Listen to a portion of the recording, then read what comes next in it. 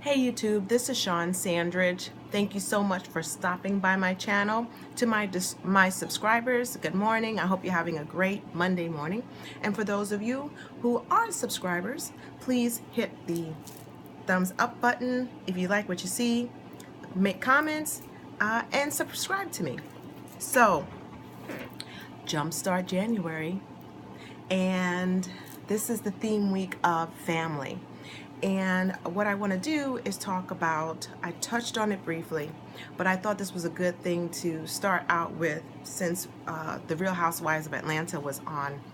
And I'm going to talk briefly about my adoption story and talk about my thoughts on Kenya Moore and her mom. So I really pretty much said all I needed to say yesterday. If you haven't checked out my video from yesterday, it's there. But my story is I was put into foster care in New York when I was 9 months old. And I stayed in foster care until I was adopted at 12 years old. I was lucky I was placed in the same home that I grew up in and left when I was 17 when I joined the Air Force. The story that has been given to me was that my mother was 12 years old when she had me, and her parents both died, and she was at the time living with an older sister who could not manage raising a 12-year-old and much less a 12-year-old with a child on the way. So, I'm making assumptions. Is to be assumed that I think they probably tried as best as they could, and that it was just too much, and then I got placed into foster care. It's my understanding that there was some kind of visitation when I was a baby, and then eventually that stopped. So no one stepped in the family to take me in. And so I stayed as a foster child until I was 12 and was able to be legally adopted. So that is my story. And I have a few views about that, and kind of segue with or intertwine with Kenya Moore's situation. I believe our stories are very parallel, not similar, but they parallel. Mainly because we're both in the same age group, and I think there are some things that I think the audience, especially if it's a young audience, do not quite comprehend what's going on behind the scenes. But I'll just have my personal take on my situation, and then I'll make a comment about my opinions on her. You know, I, like many children of the foster care system or adoption, I did have some issues of abandonment, but it wasn't something a story that I stuck with. My mother, who raised me, was very candid. I knew from a very young age that I was a foster child. And we're talking about the 70s, where being a single mom was not something that was really acceptable. And so, having a different last name and all those things that people kind of take for granted today as societal norm was not normal. But, I knew I was in a unique situation.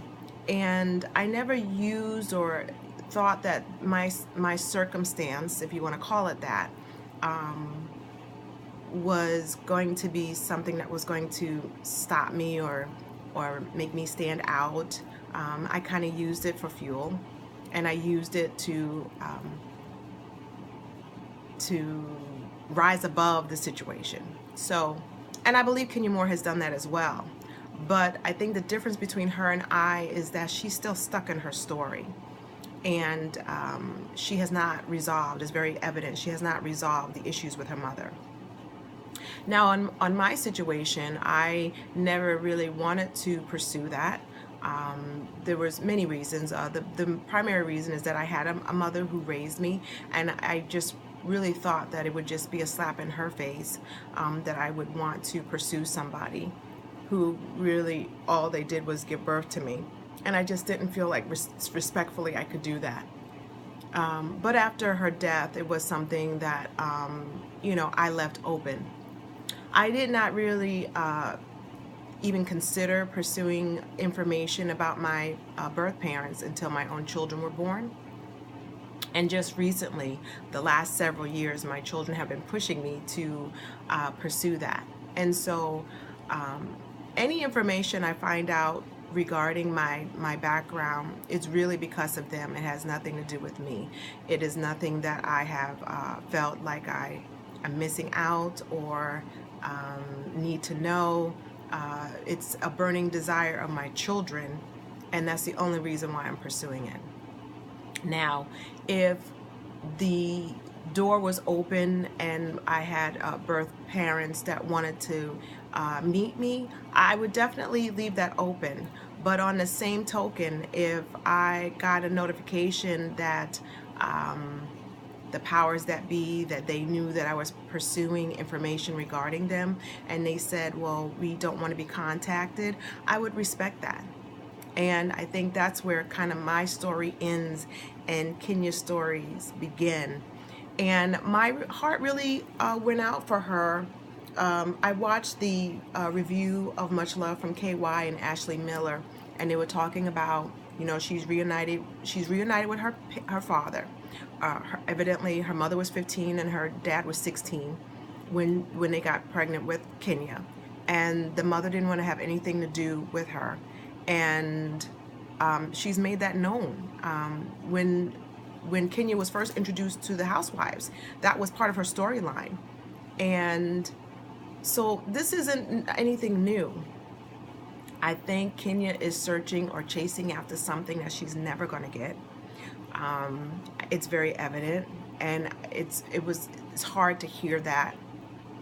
But if I was sitting in a hotel room and we were having some time, because I can understand what she's going through in a sense of feeling that I need to know why this happened, I would just tell her, I think you need to have a ceremony, like a letter burning ceremony, and write out everything you would like to say to her and ask her all the questions you want to ask, and then have the people who love you surround you and burn that letter.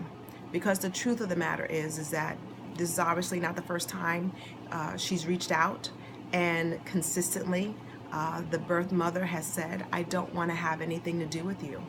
And I think at this point in time, she needs to respect that, because we don't know what's going on with the mom. There may be trauma in her life. I think a lot of people don't realize that there was not that long ago that girls used to be sent down south to have the babies and sent to these homes for unwed mothers because there was shame being a single mom or a teenage mom, and then they came back to their hometown with no baby and it was a secret. And that was across color lines. Jack Nicholson, he had no idea that his mother was actually his grandmother, and that his sister was his mom, his birth mother, and lived in the same house.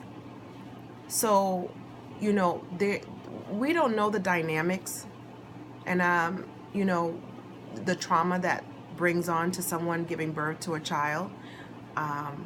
I think that the sad thing is that she can actually walk up and touch where her mother lives. And I think that's where the torment comes. Whereas myself, I have no idea where my birth mother is, or even if she's alive. So I think that's where the torment comes for her. But I think if this person does not want to have a relationship, you have to just take it for what it is, get some really good therapy, work out that it has nothing to do with you. Her not having a relationship with you has nothing to do with you. It has everything to do with her. And it's at her loss, So that would be what I would say to her. And it made me feel very sad that she's pursuing something. And even if she got to sit down with her, I still don't think she would be fulfilled with the answers. It's never going to be enough. So I say get some good therapy and love the people who love you now. Love the people who bring you joy and who love you for who you are. And just move on with your life. I think that if she had some closure in that she would find the love relationships that she desire, as far as finding a husband and having children of her own. So if you want to carry on the conversation, put it in the comments below. That's my take on it. And I'll figure out what to talk about tomorrow. So please like, comment, and subscribe. Tell a friend about me. And if you want to carry on the conversation, we can. I will talk to you tomorrow. Take care of yourself and each other. Bye.